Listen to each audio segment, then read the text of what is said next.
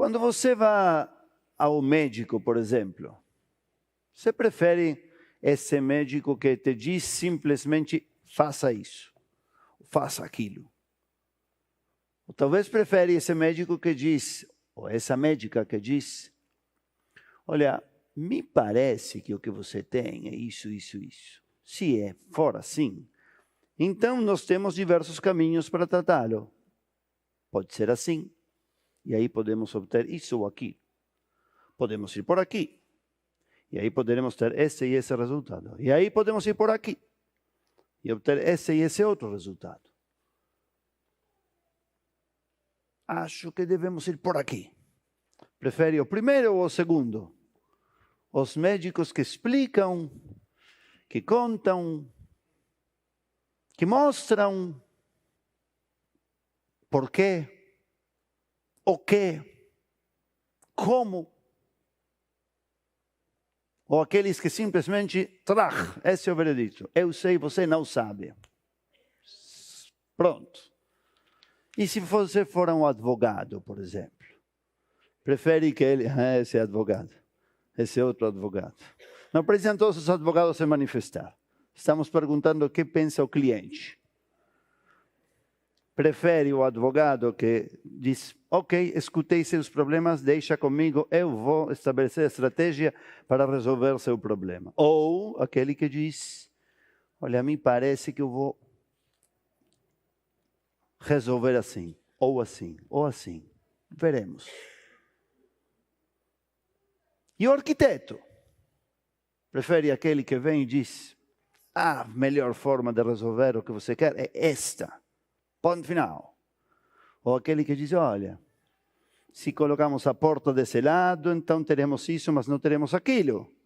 Se a colocamos aqui, ganhamos isso, perdemos aquilo.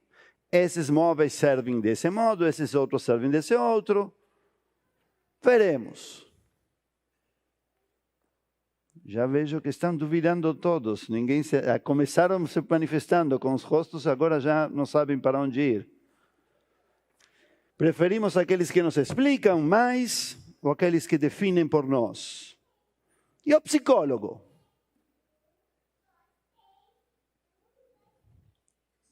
Não entendi bem o que ele nos disse, mas algo bom deve dizer.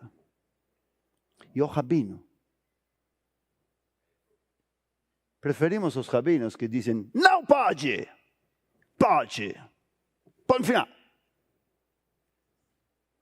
O rabino que pensa com você, que diz a Torá, diz muitas coisas, não só 10, 20, 50, e cada uma delas é um mar de interpretações. E eu, como você, não sei, mas vamos pensar juntos. Eu penso isso. Nós podemos ir por um caminho ou por outro. Que preferem? E preferem um pai ou uma mãe que dizem, filho, faça assim. Você sabe que eu sempre tenho razão. Quando você não faz o que eu digo, sempre erra. Sempre se dá mal. E quando somos velhinhos, preferimos o filho que faz por nós? Ou o filho que nos explica como fez? Difícil. Claro que depende. Imagino que mais de um de vocês deve estar pensando, depende.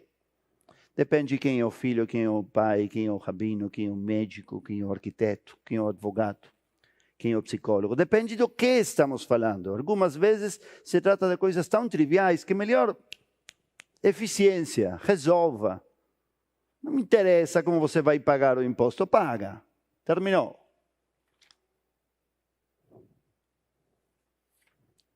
É um problema de dor de cabeça, tem 5 remédios, são todos iguais. Tá bom, não precisa me explicar mais. Mas se se trata de algo muito mais sério, se você também duvida, prefiro saber. Porque o fato de eu não ser médico não significa que eu não tenha critérios. Me conte quais são as opções. Me deixe pensar junto. E me deixe errar junto. Ou acertar junto.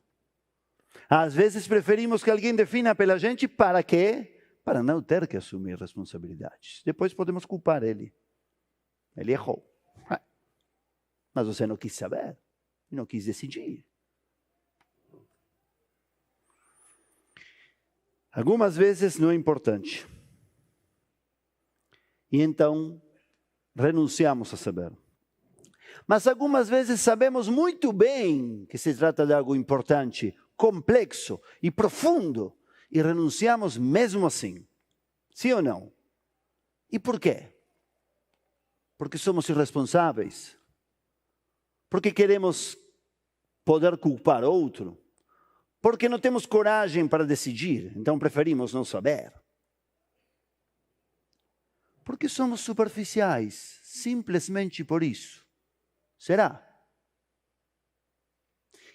Que é essa palavra que repetimos tantas vezes? Leveza. Pensem por um momento. Eu tenho a vantagem de ser gringo. E o gringo analisa as palavras, porque mora em várias línguas, então vai traduzindo de um lado para outro. Em português se usa muito a leveza. E eu levei muito tempo para aprender que era algo positivo. A palavra negativa é liviandade. E a palavra leveza é boa, é leve. Mas leve não é superficial também. Leve não pode te levar. Eu não quero cabeça, eu quero leveza. Não quero um filme cabeça, eu quero um filme leveza. Não quero escutar muita coisa. Too much information. Conhecem essa expressão? Não quero saber.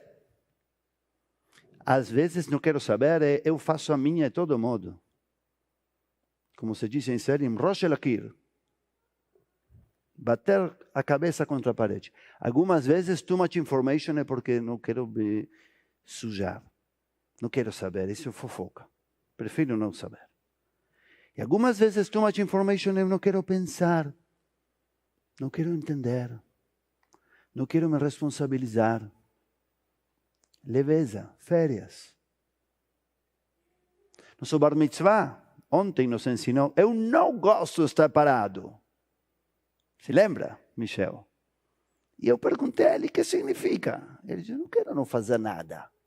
Me perder aí na TV ou no celular. Eu quero fazer algo.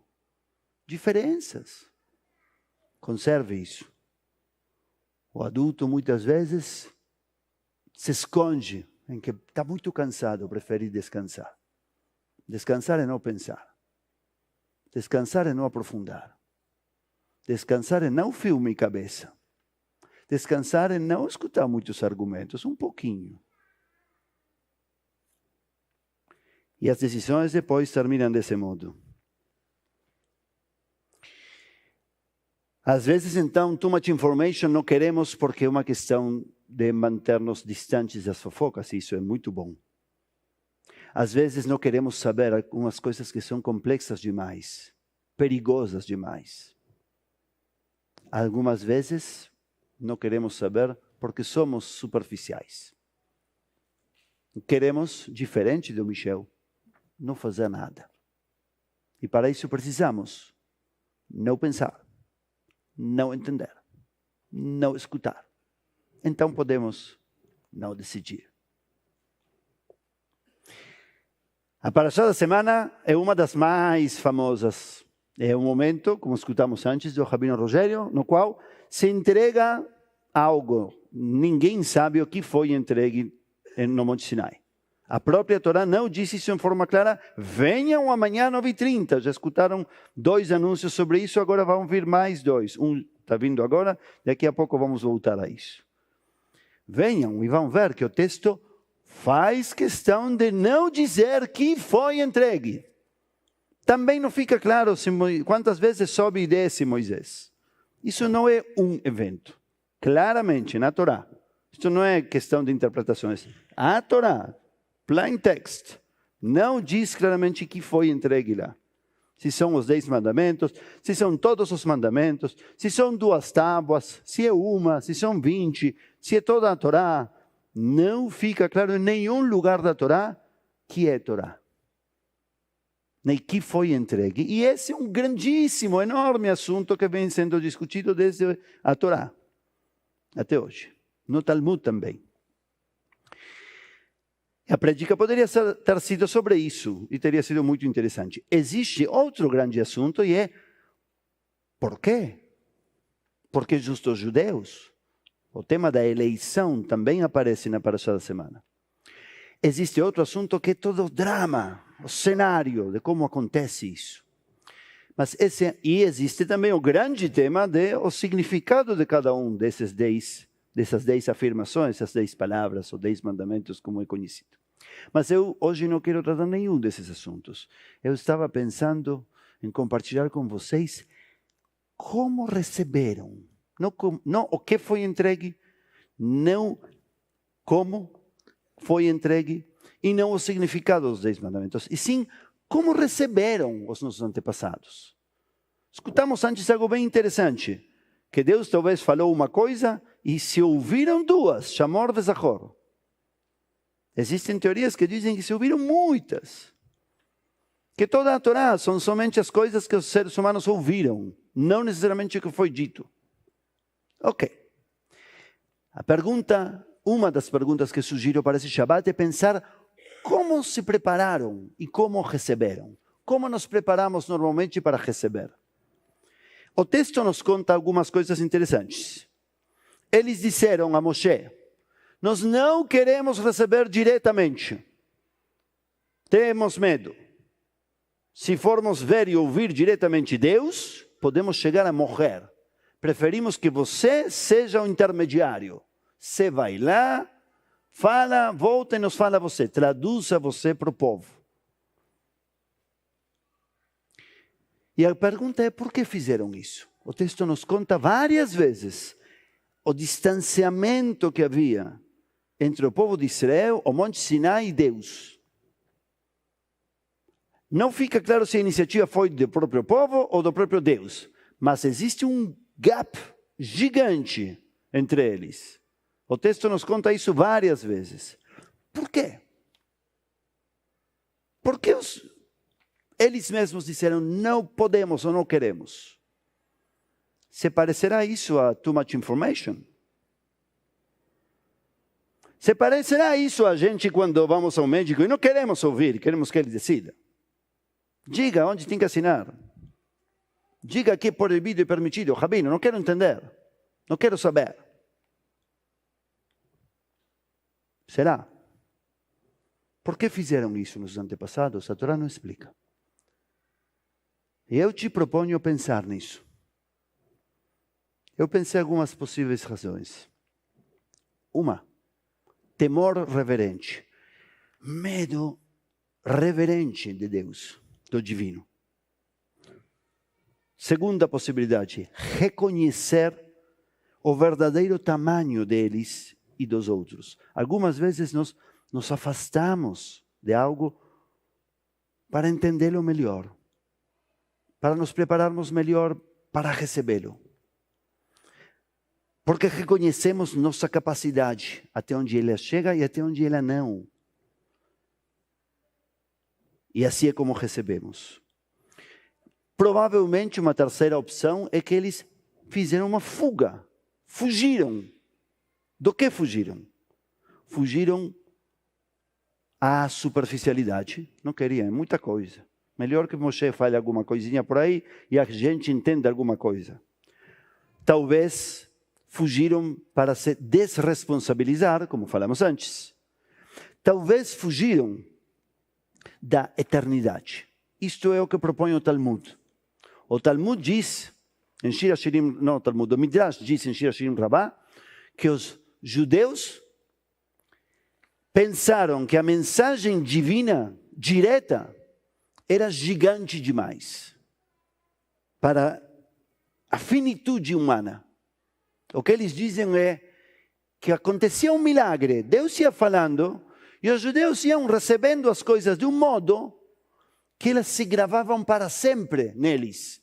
E eles reclamaram de Moshe dizendo, ouçam isto como uma metáfora, por favor. Moshe, Que história é essa que a gente está recebendo algo que se grava na mente e no coração para sempre? Nós não vivemos para sempre. Nós morremos daqui a pouco, 20, 30, 70 anos. Como vamos suportar algo que dura sempre, num corpo, numa mente, num tempo que dura 70 anos ou 80 anos? É impossível. Melhor vamos relativizar. E aí aconteceu um outro milagre e eles começaram a escutar e a esquecer. Escutar e não entender. E aí foram humanos de novo e a mensagem divina se tornou humana. Estranho, vale a pena pensar nisso hoje à noite. Shimshon Raphael Hirsch sugere o seguinte. Veja uma coisa completamente diferente. Um rabino do século XIX. Vejam que coisa interessante. O momento da entrega da Torá é um momento de barulho impossível. Não era a musiquinha maravilhosa dessa menina que estava falando antes e cantando, que linda. O momento da entrega da Torá não era um momento solene. Eram trovões, raios. As montanhas tremiam. A água, tudo falava. Tudo podia ser distração. E diz Shimshon Raphael Hirsch, mesmo assim, nossos antepassados ficaram focados. Como um yogi que consegue receber. Mesmo com todo o barulho ao redor. Então, talvez o mais importante não é que foi entregue lá. Nem porquê, nem como. O mais importante talvez é como receberam. Que eles foram capazes de manter o foco, a concentração. E talvez o que tenhamos para aprender de todo esse drama é o desafio de não nos distrairmos. Se é verdade isso, o século 21, 2023, é o momento mais relevante para isso. Eu estou no mundo há 56 anos. E sempre digo, nunca estive diante de tantas distrações. Nós vivemos cada vez mais distraídos. Cada vez são mais as coisas que nos distraem ao mesmo tempo. Cada vez mais. Não só cada ano, cada semana, cada dia. Cada vez menos temos a liberdade de decidir onde está o foco.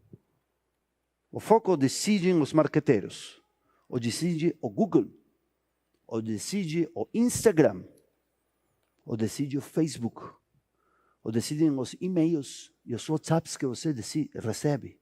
Quantas vezes você pega o celular e quer fazer algo e já não lembra que era o que queria fazer? Porque apareceram milhares de coisas e você começou a lê-las ou a respondê-las. Quem não passou por isso? Quem não passa por isso o tempo todo, a cada minuto? E aí ficamos com inveja dos que meditam. Eles decidem o que acontece na cabeça. Só eles. Nada entra. A não ser que eles decidam. Hirsch disse, isso foi o que aconteceu com os antepassados no Monte Sinai. Isso é o mais importante de tudo. O demais não sabemos. Especulativo. Mas que havia um barulho e uma distração total. E ninguém se perdeu, é claro, está aí. Talvez seja isso que tenhamos que aprender. Eu quero propor um exercício. Hoje não vamos terminar a prédica com uma bênção. Vamos terminar a prédica com um exercício de foco. Fechemos todos os olhos. E tentemos afastar todas as distrações. Qualquer pensamento que vier, deixe ele passar. Não lute contra ele, porque é impossível. Ele veio. E também não entre nele. Simplesmente deixe ele passar.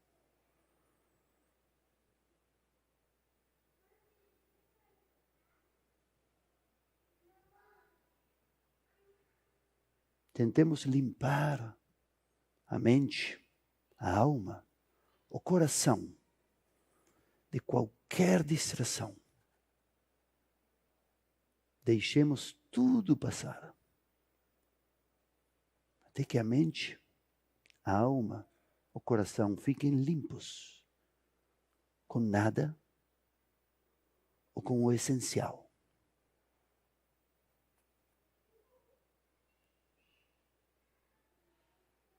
Se brinde 1 minuto assim, ou 2.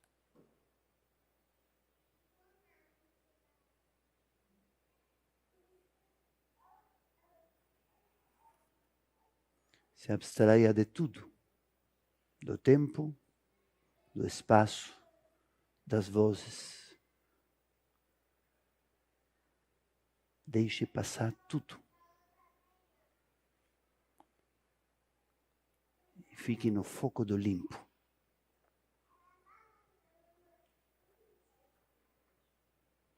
Do essencial.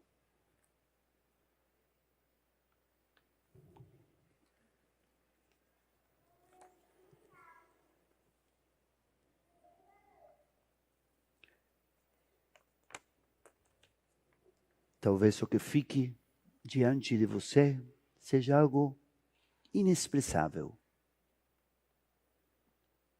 ininteligível. Talvez seja somente uma sensação. Mas total, pura e limpa.